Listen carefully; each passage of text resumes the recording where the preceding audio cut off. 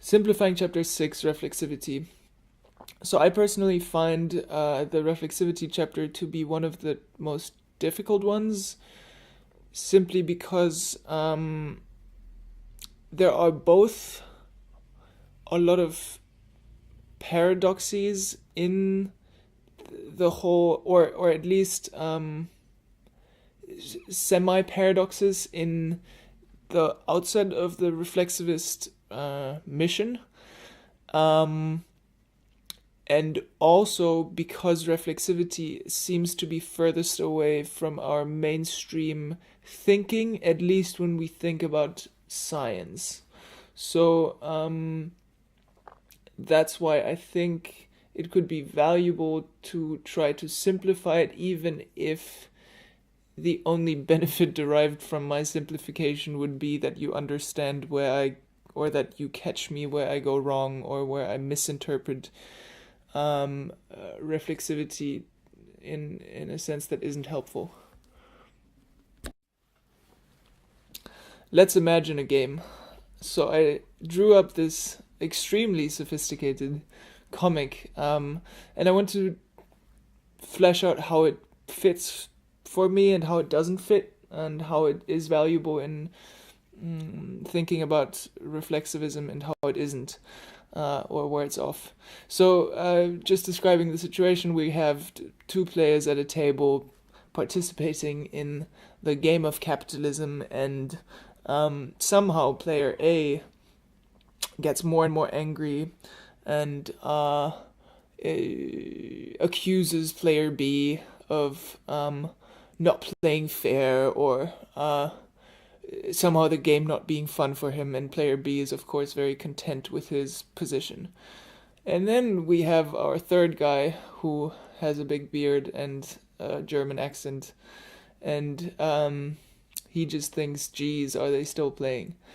Um, so I like the metaphor of games, um, because they somehow capture the idea of a whole of meaning.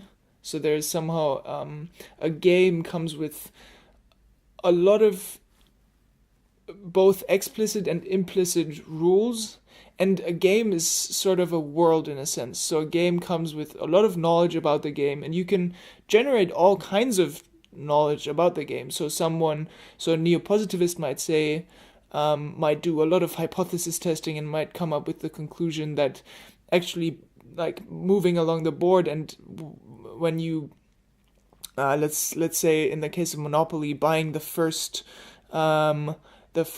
property that you land on is actually not conductive of winning the game. So statistically speaking, you shouldn't buy the first property you land on.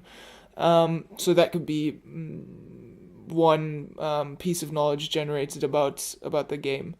However, in this metaphor, the game extends much further than just being a game that is in front of the players, and but it's really a game that um, that draws in everyone, that is so all encompassing, that it's sort of the reality that we live in. It is about the the knowledge that we have of the world. It's the the valid claims that we can make, the sort of knowledge that we can produce, the moves that we can make, and so on.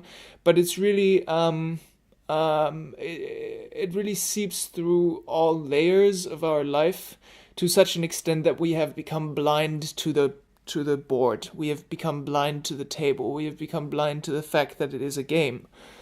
So, and then we have this third guy here, who then generates a very peculiar type of knowledge, who says, hey, wait a minute, this game you're playing I'll call capitalism, and player A I'll call you a worker, and player B I'll call you a capitalist, and I'll describe the underlying dynamics that make your conflict inevitable. So I'm thereby not taking sides, but I'm saying from the type of game that you're engaged in, and there is a necessity for certain roles and certain positions in that game, and you, player A, are fulfilling the one role, and you, player B, are fulfilling the other role, and those roles come with their own logic, and they come with, for player A, complaining, and for player B, justifying that, hey, that's just the game. And so the I where I think I went wrong with the drawing is that I think really Karl Marx should be sitting at the table. Because somehow this notion of rootedness, that I also touched upon in the quick summary, this notion of rootedness would imply that how Karl Marx, in this case, generates his knowledge about the game is that he is somehow a participant in the game, and we are all. So even though, and I'll have a different video on the different types of reflexivist scholarship, even though there is a notion of detaching yourself or taking a certain distance from the game, you're never completely outside the game. So you're always somehow, your positionality is always your starting point, inescapable, and somehow contains at the same time all the power that your analysis and diagnosis and your call for overthrowing and progress, all of that is derived from your positionality. So I think the cartoon is wrong. I should have put Karl Marx, I should have set him as another player on the table.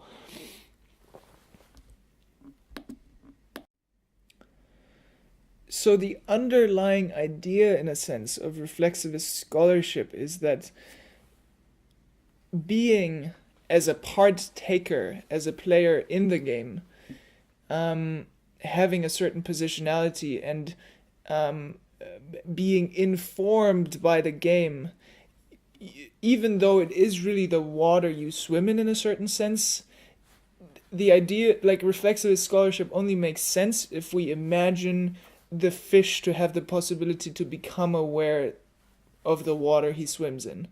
So somehow this is the first step, I would say, of reflexivist scholarship, is becoming aware of the water you swim in, and then somehow making a diagnosis of that water and how, so the underlying circumstances or the rules of the game, the setup of the game, making an analysis of those underlying circumstances and making a diagnosis of how those circumstances inevitably lead to the types of arguments we have, to the types of clashes we have, to the types of agreements we have, and how there is somehow, in some sense, a benefit in moving beyond these premises. So somehow changing to another game.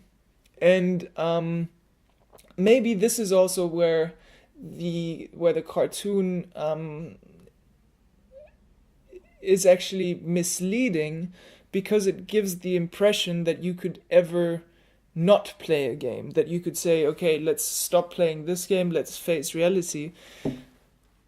But I think that reflexivists would acknowledge that there's always a game being played, and you can switch to the next game, but you're always playing a game. So there is never, in a sense,